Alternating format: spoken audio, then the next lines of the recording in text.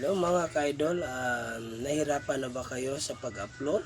Nahirapan na ba kayo sa mga videos nyo? Dahil namumula na po yung mga dashboard nyo? Susuko na ba kayo sa ginagawa nyong pag-content? Nahinaan na ba kayo ng mga loob? Huwag kayong mga ka-idol, huwag ninyo pansinin ang iyong mga tao sa paligid, mga nagkutsa sa inyo na hindi nyo kaya maging vlogger. Yan.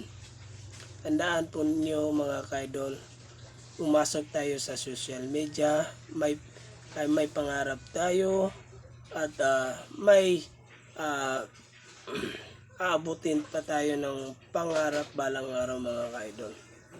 Yan.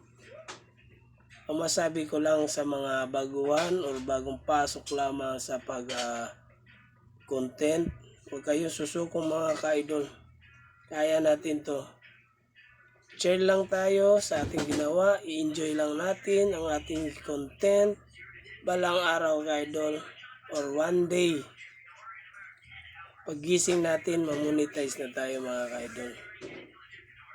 Huwag nyong tindihin ang mga nagkutsa sa inyo, yung mga kilala ninyo. Enjoy lang po kayo sa mga ginawa ninyo mga ka-idol. Dahil walang makuha sila sa inyo. Pero tayo mga ka-idol, mayroon tayong makukuha sa kanila. Dahil manood sila sa ating video, natatawa sila sa ating content. Ganyan mga ka-idol.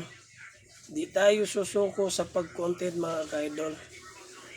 Kailangan natin to. Kailangan natin ang future natin. Yan. So, kung gusto nyo pong maging vlogger, tiisin at mag-upload po tayo or mag-content po tayo araw-araw mga ka-idol.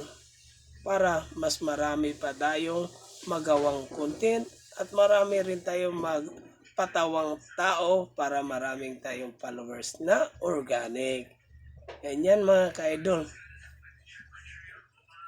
Ang sa atin ng mga ka-idol is mahiya tayo. Yan. Kung nahiya po kayo, is doon lang po kayo sa bahay, mag-content kayo hanggang matanggal na po yung mga hiya ninyo. Yan mga ka-idol. Good vibes po natin yan mga ka-idol. Gawin nyo na masaya at